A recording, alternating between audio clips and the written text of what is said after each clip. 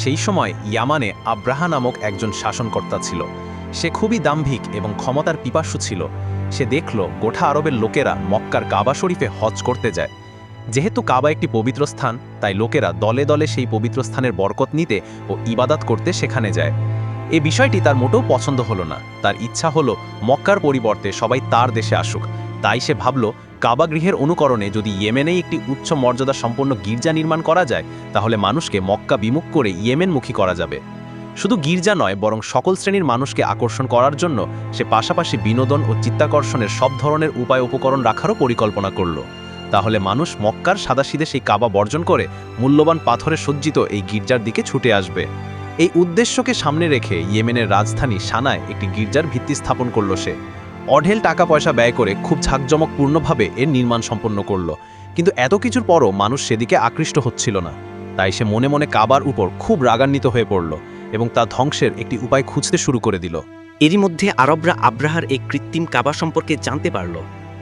একদিন আরবের একজন লোক আগুন জ্বালিয়েছিল সেখানে, কিন্তু কোনোভাবে একসময় ওই আগুনের একটি স্ফুলিঙ্গ বাতাসের সঙ্গে উড়ে গিয়ে পড়ল ওই ভবনে।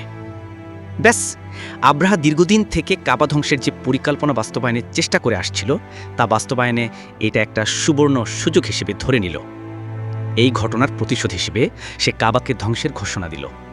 কিন্তু সে বুঝতে পারল না, কাবা কোনো যেনতেন ঘর নয় যে চাইলেই ধ্বংস করে দিবে। বিপুল সংখ্যক হাতি সংবলিত সৈন্যদল নিয়ে সে কাবা শরীফ ধ্বংস করার উদ্দেশ্যে বের হয়ে পড়ল।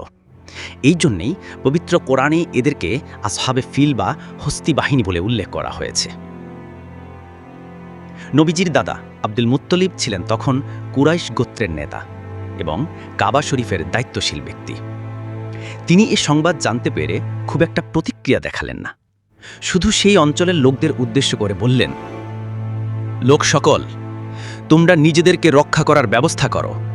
কাবার মালিকই কাবাকে রক্ষা করবেন। এদিকে আব্রাহা মক্কায় প্রবেশ করে দেখল তার প্রতিরোধ করার জন্য কেউ নেই। সে একটু অবাক হলো এবং ভাবল যে এখন আর কাবা ধ্বংস করা তার জন্য তেমন কোনো কঠিন কাজ নয়। আব্রাহা যখন মুহাসসার উপত্যকার নিকট পৌঁছালো, তখন সমুদ্রের দিক থেকে হলুদ আর সবুজ রঙের ক্ষুদ্র ক্ষুদ্র পক্ষীর ঝাঁক আসতে দেখল। প্রতিটি পাখির ঠোঁটে ও পাঞ্জায় ক্ষুদ্র ক্ষুদ্র কঙ্কর ছিল। ওই পাখিগুলো সৈন্যদের উপর কঙ্করের বৃষ্টি বর্ষণ করতে লাগলো। আল্লাহর পাঠানো কঙ্কর জাতীয় সেই পাথরগুলো বন্দুকের গুলির চেয়েও বেশি কাজ করল। যারই গায়ে লাগছিল তার একদিক দিয়ে ঢুকে অন্য দিক দিয়ে বের হয়ে যাচ্ছিল। শুধু তাই নয়, শরীরে এক আশ্চর্য ধরনের বিষাক্ত উপাদান রেখে যেত এই ক্ষুদ্র কঙ্করগুলো, যার ফলে অনেক সৈন্য ঘটনাস্থলেই প্রাণ হারায়। আর যারা পলায়ন করে তারা মহাকষ্ট ভোগ করে মৃত্যুমুখে পতিত হয়। সুবহানাল্লাহ। আর আল্লাহ তাআলা এভাবেই তার ঘরকে আসমানি শক্তি দিয়ে গায়েবীভাবে রক্ষা করলেন এবং সবসময় এটাই করে যাবেন যে যারাই কাবার ক্ষতি করতে চাইবে তারাই একই বিপদের সম্মুখীন হবে ইনশাআল্লাহ।